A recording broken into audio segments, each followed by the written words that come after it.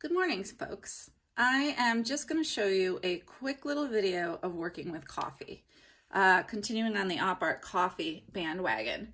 I guess right now there have been a lot of YouTube videos on how to paint with coffee all over the place. You can Google those if you want to do something a little differently with coffee as well. So as you can see, this is a piece in which I have three pieces of paper that have all been dyed with coffee before I went back in with the pink and with the markers.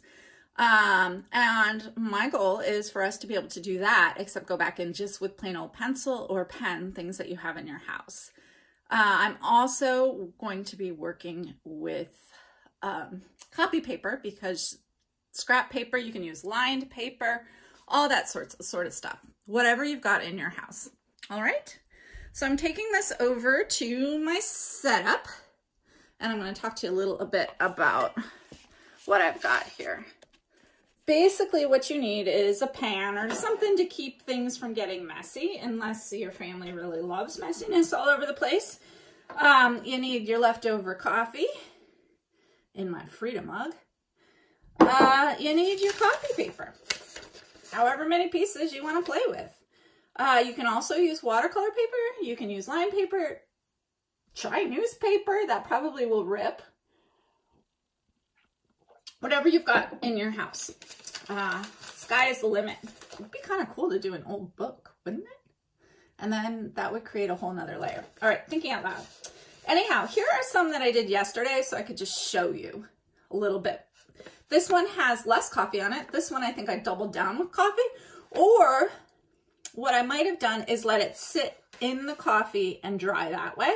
And it also had grounds on it. And then afterwards you can kind of dust off the grounds. You can see they're a little wrinkly. I have two that I made yesterday as well that I put under the Edna Andrade book. And it flattened out a little bit. It'll flatten out a little bit more. The other thing you can really do is if you take a towel, set these in it, put the towel over the top, you can iron paper, really.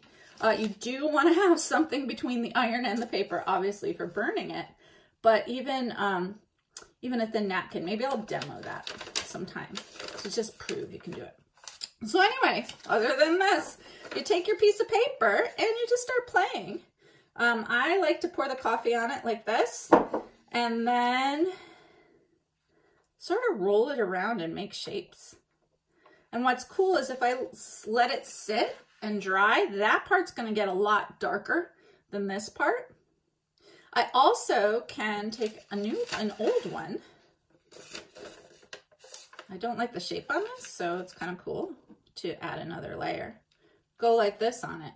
I can then also take my mug. I really like doing this, but you can start to create shapes like this. And if I were to leave my mug sitting like that on there, it'll dry darker.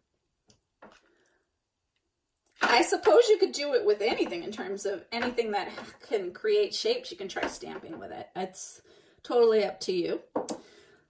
So I've got a lot left here. It's going to take a lot longer to dry if I don't empty out my stuff back into the mug, but it'll get darker. So you just have to decide what you want to do in order for drying. For drying, I've got radiators and a pellet stove. What's funny is my pellet stove on the top has this little grate, and this is what happened when it dried on there. I would put it next to your baseboard heater or the like. Try and get it so that it's not sitting on here. It'll dry more quickly, but it's totally up to you. Maybe I'll do one more. So I'll just take this one and move it over here. What happens if I just grab a way of delivering it? I don't know. I'm just going to do it this way because this is the way I work. Look at all the splattering. I know that some of you would be really into this, right? Your parents are going to be really excited about this, aren't they? All right, so that's the plan for today, and then tomorrow I'll dial in and give some suggestions of where to go from there. I hope you smart, beautiful people are having having some fun being creative somewhere in your day. I'm finding with my kiddos, they all have so many Google Hangouts and dialing in and all this sort of thing. It's kind of hard to keep it all straight. If you're at that point, take a break, okay? All of us teachers know and understand. Feel free to drop your teachers an email if you're stressed about taking a break or being like, I don't know, I want to dial in, but I can't. Also, please, if you can't access some of this stuff, let me know. The last thing is I have bought some extra watercolors and a few acrylic paints and that sort of thing, and I want to get it to people who may want it. So let's talk about that a little later too. Drop me an email if you see this and are interested, because we'll figure out something to get you some more art supplies. But for now, enjoy coffee. Have a wonderful day.